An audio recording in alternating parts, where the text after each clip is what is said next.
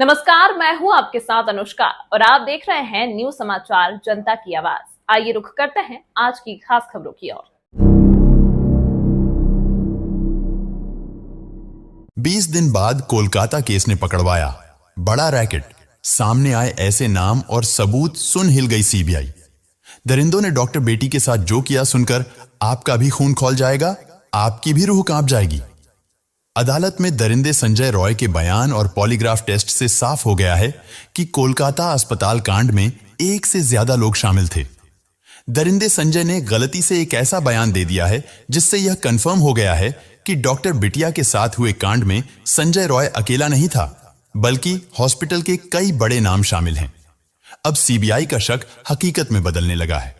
इतने बड़े बड़े लोग इस घटना में शामिल हैं जो कि इस केस को बंद कराने में अपनी सारी पावर, अपना सारा पैसा पानी की तरह बहा रहे हैं। गवाह खरीद लिए जा रहे हैं, सबूत मिटाए जा रहे हैं।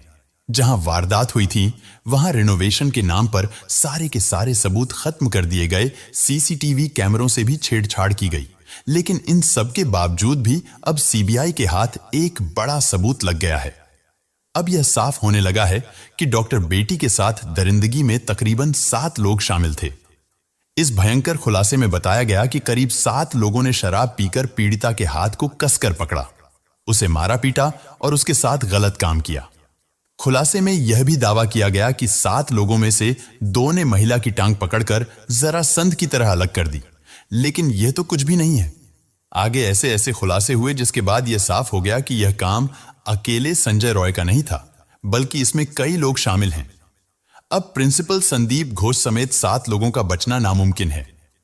यह सब कुछ जानेंगे विस्तार से, लेकिन वीडियो में आगे बढ़ने से पहले आपसे एक ही रिक्वेस्ट है कि अगर आप भी इस डॉक्टर बिटिया को इंसाफ दिलाना चाहते हैं तो वीडियो को बिना स्किप किए लास्ट तक जरूर देखें।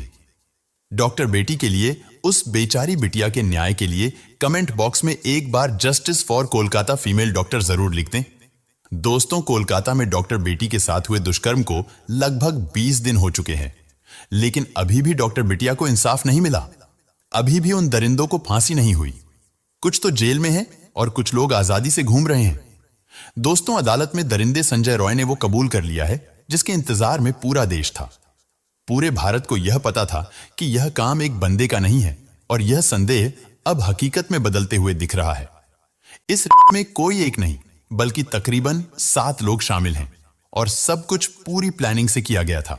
इसी कारण से सीबीआई फुल एक्शन में आ गई है और कोलकाता डॉक्टर बेटी केस में 7 आरोपियों का पॉलीग्राफ टेस्ट शुरू हो गया है।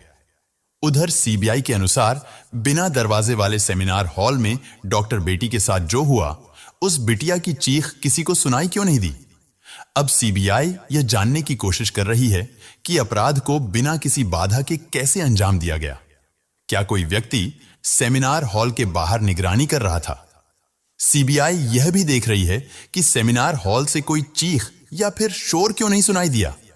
इन सभी तथ्यों से यही साफ होता है कि डॉक्टर बेटी के साथ दरिंदगी सेमिनार हॉल में नहीं, बल्कि कहीं और की गई थी। उन्हें किसी और रूम में जमकर मारा पीटा गया, और फिर जब उसकी सांसें चलनी बंद हो गईं, तो उन्हें सेमिनार हॉल में लाकर के रख दिया गया, जिसके बाद उनके शरीर को दरिंदे संजय रॉय के हवाले कर दिया गया। लेकिन अब संजय रॉय ने अदालत और पॉलीग्राफ टेस्ट में जो बयान दिया है, उससे यह साफ हो गया है कि वो अकेला नहीं था, बल्कि इसमें कई लोग शामिल थे। अदालत में दिए गए संजय के बयान को तो जानेंगे ही, लेकिन उससे पहले सबसे भयंकर खुलासे को देखते हैं, जिसमें 7 लोगों के शामिल होने का दावा किया जा रहा है।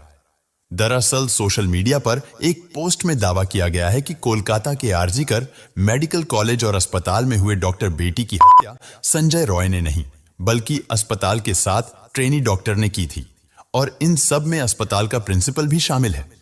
मेरी बात जरा ध्यान से सुनिए, फिर अंत में सब कुछ क्लियर हो जाएगा। इस पोस्ट में कहा गया है कि इन ट्रेनी डॉक्टरों ने पहले डॉक्टर बेटी के साथ दरिंदगी करी और फिर उसकी टांगों को बेरहमी से चीर दिया, जैसे महाभारत में जरासंध के साथ किया गया था। भीम ने इसी तरीके से जरासंध का कत्ल किया था। एक्टिविस्ट मधु किश्वर ने सोशल मीडिया प्लेटफॉर्म एक्स पर इस बारे में एक पोस्ट किया, जिसमें उन्होंने बताया कि अस्पताल में काम करने वाली एक महिला डॉक्टर और उसके दोस्त के बीच हुई फोन कॉल बातचीत से यह दावा किया गया है उन्होंने इस बातचीत का ऑडियो भी शेयर किया है जो बंगाली में है। माना जा रहा है कि सीबीआई को इस ऑडियो कॉल से कई गंभीर सुराग मिल सकते हैं। मधु किश्वर के अनुसार इस बातचीत में कहा गया है कि डॉक्टर बेटी एक बहुत ही होशियार स्टूडेंट थी, लेकिन उसे अस्पताल और प्रिंसिपल के कुछ बेहद भयानक राज पता चल गया था, जिसके कारण उसे धमकियां दी जा रही थीं। लेकिन इसके बावजूद भी डॉक्टर बेटी डरी नहीं। उसने विरोध किया और कहा कि अगर उसे परेशान किया गया तो वह अस्पताल की काली करतूतों को उजागर कर देगी, जिसके बाद पिछले 6 महीने से उसे लगातार परेशान किया जा रहा था। उसे बिना रुके 36 घंटे की नाइट शिफ्ट पर रखा जा रहा था और उस पर भारी काम का प्रेशर डाला जा रहा था। सीनियर पीजीटी और अन्य लोग भी इस बात से वाकिफ थे कि प्रिंसिपल और उनके ग्रुप नेक्सस का इस स्टूडेंट पर कितना दबाव है। इस बात से साफ है कि प्रिंसिपल समेत पूरा अस्पताल उस महिला के खिलाफ खड़ा था, क्योंकि वह सच और न्याय के लिए झुकने को तैयार नहीं थी। इन सब के बावजूद वो लड़की अपने स्टैंड पर अडिग रही। 9 अगस्त 2024 की रात इन सभी ने मिलकर उसके खिलाफ साजिश रची। पोस्ट में बताया गया कि डॉक्टर बेटी के साथ कांड करने से पहले पूरा प्लान बनाया गया। यह अब तक का सबसे खौफनाक खुलासा है और सीबीआई इसी के आधार पर जांच आगे बढ़ा रही है। बातचीत में यह भी बताया गया कि पहले कई पीजीटी और सीनियर डॉक्टर सेमिनार रूम में आराम करते थे, लेकिन उस रात पीड़िता को अकेले वहां सोने के लिए कहा गया। कुछ स्टूडेंट्स ने अफवाह फैला दी कि कमरा निर्माण अधीन है और वहां कोई ना जा सके, जिसके बाद में सेमिनार हॉल में कोई भी नहीं गया। फोन पर बात कर रही अस्पताल के डॉक्टर ने दावा किया कि घटना से पहले 4 साथी स्टूडेंट्स ने पीड़िता के साथ सेमिनार रूम में डिनर किया था, जिसमें एक लड़की भी शामिल थी। ये चारों सीबीआई के रडार पर हैं और इनका पॉलीग्राफ टेस्ट भी किया जा रहा है। लेकिन इसके बाद पीड़िता को सेमिनार रूम में अकेले सोने के लिए कहा गया। बातचीत में यह भी बताया गया कि करीब 7 लोगों का एक ग्रुप नीचे गया और शराब पी। फिर उन्होंने पीड़िता के हाथ कसकर पकड़ा, उसे मारा पीटा और उसके साथ दरिंदगी की इस वारदात में एक महिला इंटर्न ने भी मदद की। खुलासे में यह भी दावा किया गया है कि उसमें से 2 ने पीड़िता का पैर पकड़कर चीर दिया, जिससे उसकी पेल्विक की हड्डियां टूट गई। बच्ची का शरीर में कोई कपड़ा नहीं था, पैर दोनों राइट एंगल में मिला गया। राइट एंगल में एक पांव बेड के इस तरफ, एक पांव बेड के इस तरफ मिला गया। जब तक पेल्विक गर्डल नहीं टूटता है, इस तरह 2 पांव को नहीं चीरा जा सकता है। उन्होंने उसकी कोलर बोन को भी तोड़ दिया और फिर उसे उल्टा लिटाकर उसके ऊपर जूतों से रौंदा। फिर उसके सिर को इतने बुरे तरीके से कुचला गया कि उसकी खोपड़ी फट गई। इस तरह से 9 अगस्त की देर रात कोलकाता के आरजीकर मेडिकल कॉलेज में डॉक्टर बेटी के साथ दरिंदगी की गई।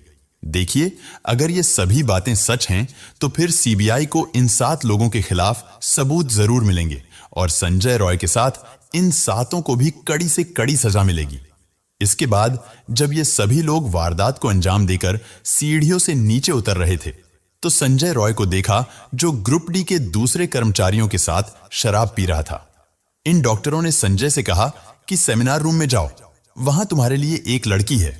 इसके बाद संजय ने डॉक्टर बेटी को अर्धनग्न पड़ा हुआ पाया और उसके साथ गलत काम किया, ताकि उसका लिक्विड भी उन 7 मर्दों के लिक्विड के साथ में डॉक्टर बेटी के शरीर में चला जाए। सुबह उस बिटिया का अर्धनग्न शरीर मिला। इसके बाद देश भर में डॉक्टरों ने विरोध प्रदर्शन किया। यह ट्वीट सीबीआई की जांच में काफी महत्वपूर्ण होने वाला है। माना जा रहा है सीबीआई ने भी 7 लोगों को रडार पर लिया हुआ है। कोलकाता के इस केस में 7 आरोपियों का पॉलीग्राफ टेस्ट शुरू हो गया है। मुख्य आरोपी संजय रॉय का पॉलीग्राफ टेस्ट जेल में ही किया गया। सीबीआई सूत्रों के मुताबिक आरोपी संजय रॉय ने पॉलीग्राफ टेस्ट के दौरान कहा कि जब वह सेमिनार हॉल में पहुंचा तो उससे पहले ही डॉक्टर मर चुकी थी और इसी डर के चलते वह सेमिनार हॉल से भाग गया। संजय रॉय ने दावा किया है कि उसे फंसाया जा रहा है, वह निर्दोष है। आरोपी संजय रॉय ने जेल गार्डों से भी यही कहा था कि उसे दुष्कर्म और हत्या के बारे में कुछ भी नहीं पता, वह निर्दोष है। इसके अलावा सीबीआई ने आरजी कर मेडिकल कॉलेज के प्रिंसिपल संदीप घोष और 4 डॉक्टर जो वारदात की रात पीड़िता के साथ थे और एक वॉलंटियर से भी पूछताछ की जा रही है। इन सभी का पॉलीग्राफ टेस्ट सीबीआई के कोलकाता ऑफिस में हो रहा है। 9 अगस्त की रात इन डॉक्टरों में से कुछ ने पीड़िता के साथ डिनर किया था। फिलहाल सीबीआई इन सभी से गहराई से पूछताछ कर रही है, लेकिन अदालत में आरोपी संजय ने एक बयान देकर सभी को हैरान कर दिया है। दरअसल 23 अगस्त को कोलकाता की सियालदह कोर्ट ने संजय रॉय को 14 दिन की न्यायिक हिरासत में भेजा। इसी सुनवाई के दौरान संजय पॉलीग्राफ टेस्ट के लिए भी तैयार हुआ। मैजिस्ट्रेट ने संजय से पूछा कि वो पॉलीग्राफ टेस्ट के लिए क्यों तैयार हुआ। इसे लेकर संजय ने कहा, पॉलीग्राफ टेस्ट से साबित होगा कि मैं निर्दोष हूं, मुझे फंसाया जा रहा है। संजय के इस बयान ने बवाल खड़ा कर दिया है, क्योंकि वह खुद को निर्दोष बता रहा है। इसका मतलब साफ है कि इस कांड में कई लोग शामिल हैं। इसी कारण सीबीआई फुल एक्शन मोड में आ चुकी है।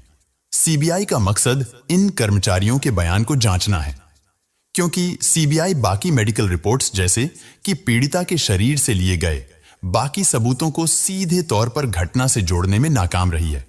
दोस्तों, आपको बता दें कि पुलिस इन्वेस्टिगेशन के दौरान जो कुछ भी सबूत छुपाए जा सकते थे, मिटाए जा सकते थे, वो सब किया गया। बड़े बड़े लोग, बड़े पैसे वाले लोगों ने इस केस को दबाने की खूब कोशिश की, लेकिन जब से यह केस सीबीआई के हाथ आया है, तब से उनके भी पसीने छूट गए हैं। मगर सीबीआई को कुछ सबूत हाथ नहीं लग रहे, क्योंकि उन्हें पहले ही मिटा दिया गया था। सीबीआई के मुताबिक कोलकाता पुलिस भी इस घटना में शामिल है। अब सीबीआई जानना चाहती है कि क्या इन चारों डॉक्टरों ने सबूतों के साथ कोई छेड़छाड़ की थी, या फिर ये किसी बड़े षड्यंत्र का हिस्सा थे, क्योंकि पोस्टमार्टम रिपोर्ट इधर उधर करने में प्रिंसिपल समेत ये सभी लोग बेहद माहिर थे। इसी कारण से सीबीआई इस घटना को कई एंगल से जांच कर रही है। आरजी कर अस्पताल के प्रिंसिपल संदीप घोष से लगातार पूछताछ की जा रही है, लेकिन वह बार बार अपने बयान बदल रहे हैं। इससे यह साफ होता जा रहा है कि कांड में उसका बड़ा हाथ है। उसके घर पर भी सीबीआई और आयकर की रेड मारी जा रही है। लेकिन सवाल यही निकल कर आता है कि कौन है इस पूरे केस के पीछे जो इन सबको बचा रहा है? कौन है वो पावरफुल लोग जिनका नाम सामने नहीं आ रहा है और वह अंदर ही अंदर इन सबको बचा रहे हैं? इस केस में सीसीटीवी फुटेज की गहराई से जांच की जा रही है। अस्पताल के सेमिनार हॉल के दरवाजे की सिटकनी कुछ दिनों से टूटी हुई थी और यह बात सबको पता थी।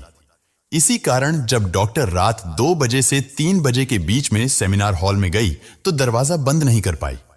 लेकिन फिर भी किसी को कुछ पता नहीं चला कि अंदर क्या चल रहा है, या फिर सबने सब कुछ जानते हुए भी आंखें बंद कर ली।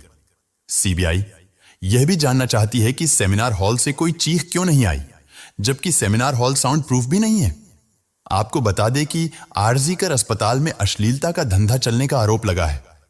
कभी ड्रग रैकेट तो कभी अश्लील काम किए जाने जैसे गंभीर आरोप लगे हैं। अब सवाल यही उठता है कि क्या महिला डॉक्टर को यह सब पता चल गया था? क्या वह अस्पताल के इन काले कारनामों का पर्दाफाश करने वाली थी, इसीलिए उसे मार दिया गया? शनिवार को सीबीआई ने आरजी कर मेडिकल कॉलेज में कथित वित्तीय अनियमितताओं की जांच शुरू की। वहीं अदालत ने सीबीआई को 3 सप्ताह के भीतर इस जांच की प्रगति रिपोर्ट पेश करने का निर्देश दिया है। लेकिन अब सवाल यह है कि इस घटना का मुख्य आरोपी संजय रॉय नहीं तो कौन है? क्या इस पूरी घटना में आरजी कर अस्पताल के प्रिंसिपल संदीप घोष का हाथ है? क्या सीबीआई असली कातिल को ढूंढ पाएगी, या फिर यह मामला भी मोटी फाइलों के नीचे दब जाएगा? दोस्तों, इस घटना को सुनाने का उद्देश्य किसी का दिल दुखाना नहीं है, किसी को परेशान करना नहीं, बल्कि आपको जागरूक करना है, आपको सचेत करना है। दोस्तों, इस घटना के बारे में आपकी क्या राय है? आप इस घटना का मुख्य आरोपी किसे मानते हैं? कमेंट बॉक्स में जरूर बताएं। और अगर हमारी मेहनत पसंद आई हो तो इस